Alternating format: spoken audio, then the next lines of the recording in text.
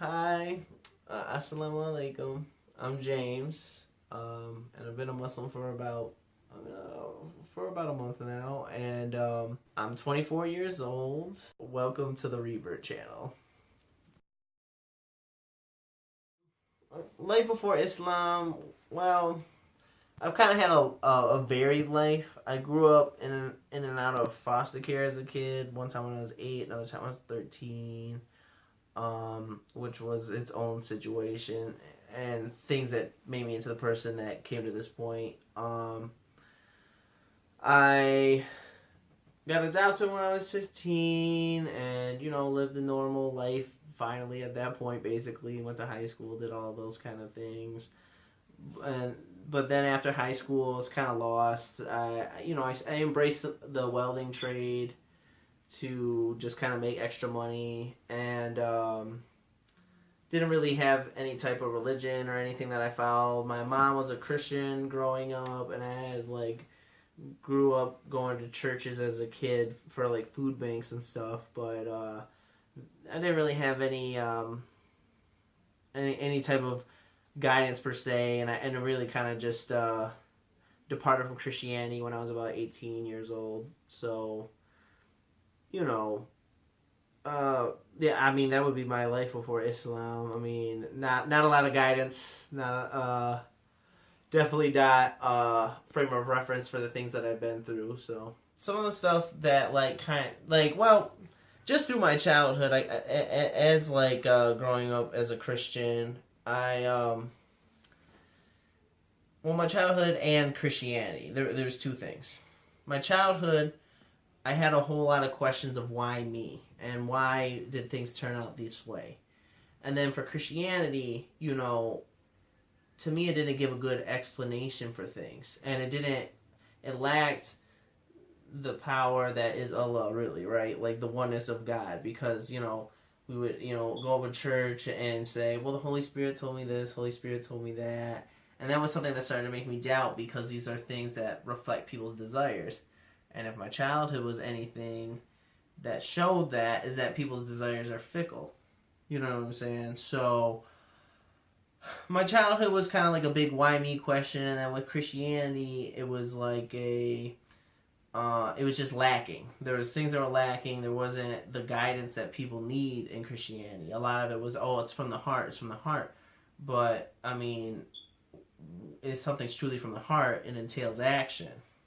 And I felt like that was something that was missing in Christianity. And that's why I eventually departed from it when I was 18. And I had a few godless years there because I didn't, well, not necessarily godless, but in the sense of I wasn't following anything because I wasn't sure what it was that I believed. But then I had a couple of friends approach me and tell me about Islam, tell me about the different disciplines of Islam and the values of Islam, like the 5 pillars. And they were saying, these are things that you believe in. You believe in discipline and your actions and intentions of your heart and things like this. This is something that you would, really, this meshes with what your heart knows. This is something you should embrace. So eventually, just over the years, I kind of, between the ages of 18 and 23, I had my doubts. People say a lot of things about Islam and it's so restrictive and this and that and the other. But I came to a point recently where I wanted to let go of the hatred that I had of my life, of the why me, you know what I'm saying? Because I realized that it wasn't giving me any fruit. What does it matter why me? It happened. Mashallah. So, I eventually come to a point where I just wanted to submit to Allah, really, because I realized that the reality is that my childhood gave me things that other people don't have. Other people are rich or have everything provided for them for their whole lives, and they don't understand what evil and suffering is in this world. And I do understand those things. I understand what it is to suffer. I understand what it is to be homeless, to be hungry, to have parents who don't care for you. And it made me realize then it gave me so much more to give to other people because I have these experiences. So eventually I came to Islam because I just wanted to submit to Allah's will, really.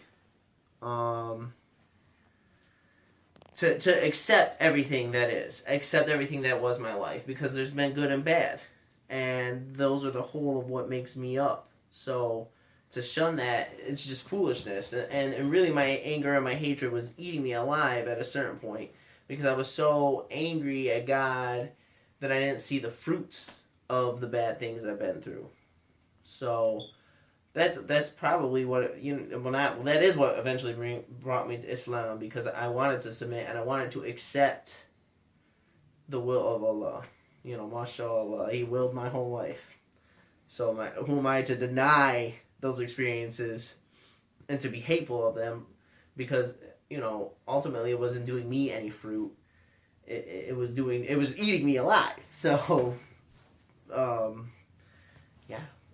I don't know. I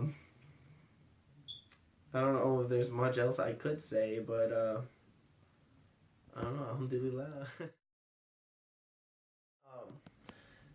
To be honest, I think that's an easier question to answer, because ultimately, all the things I've been through in life, the biggest thing I needed to do was submit. I struggled so hard being angry at God. So hard. I made things so hard on myself because I was my own biggest enemy. I was trying to cope with all these things in my life by embracing the things of the dunya, like the world, just because I was so angry. And to just submit was probably the most releasing feeling I've ever felt in my life, because it made everything make more sense to me, or more like, it wasn't like I hadn't looked into this, hadn't studied before I became a Muslim.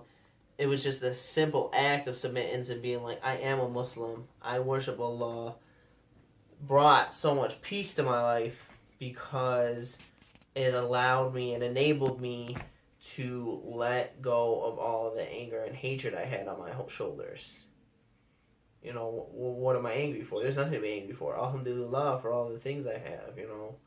I have an understanding of this world that a lot of men lack, and I'm grateful for that, because it enabled me the chance to have this kind of faith and to let go of the things that were holding me back. So life with Islam it's a blessing, because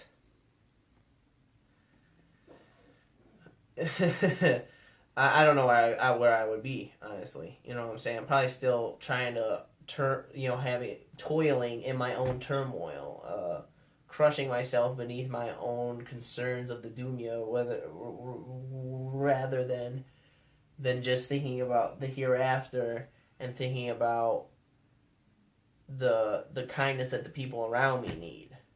Because people are out here suffering the same way I suffered, instead of being consumed with the thoughts of my suffering, letting it go. It's like breathing. It's like breathing air. Eased into Islam, because it just makes sense. The things we do make sense. Praying makes sense. 5 times a day makes sense. Keeping your mind on Allah, keeping your mind on the things we need to do in this life to have a good existence in the hereafter. Like, it makes sense. So I would say that life with Islam makes sense. That's the main thing I would say. It just makes sense. It's intuitive. It's all things that we know to be true, but a lot of times we fight it because we want to embrace our own desires. But our own desires are what hold us back.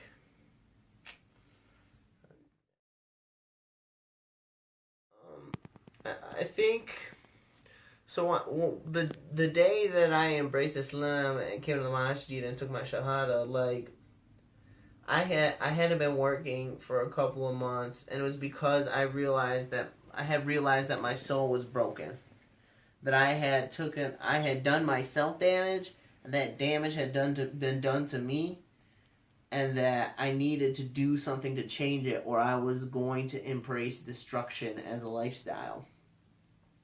So, for a couple months, I just kind of sat and, considered all the things people said to me about Islam, and studied, looked into certain things that are valued, and just kind of just talked to friends of mine, and, analyzed just the good things that these people had to offer.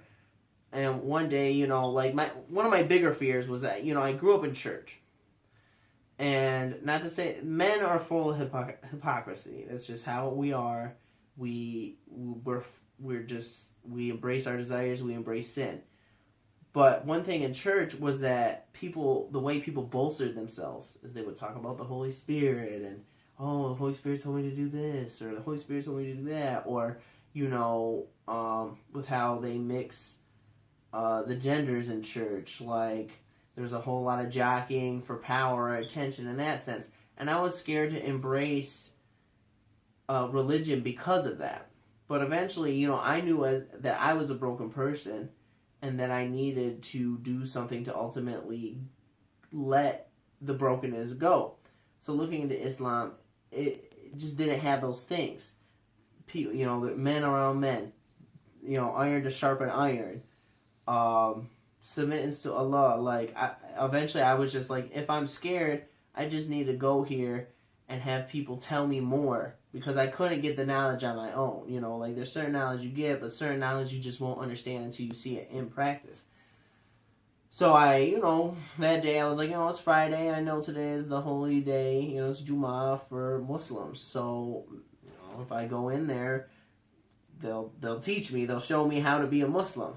So I went in, and man, what love, like, right away, and so that's what it was. I just really, I had the fear about embracing religion as I had seen it, but I saw religion in the way it was intended to be on that day. So that's how it was. I took my Shahada. They helped me, pronounce it. I can say it now, but then, I was like stumbling over it, and it was, it was a good experience, honestly. It made me feel surrounded with brothers and with love, and it made me feel bolstered in the things that I already knew in my heart. Alhamdulillah. If there was one piece of advice I would give the new Muslims, or people who are or Muslims in general, or people considering being Muslims, is that everybody has an opinion. Everybody wants to tell you how things should be. Everybody wants to say how they think you should act. But the only thing that matters is what Allah says. So when people try to tell you, oh, you should do it like this, or, well, this is an old school way, blah, blah, blah, ignore them. Ignore them, because simply it's man's opinion.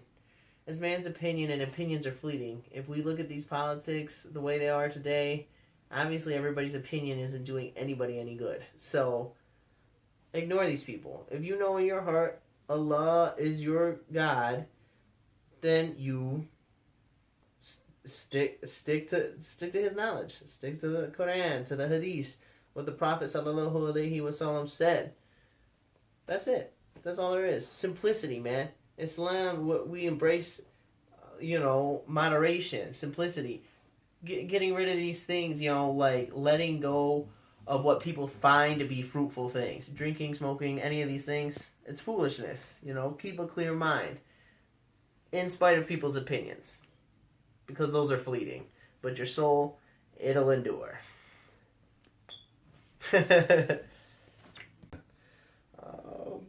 This is my story, so what's yours?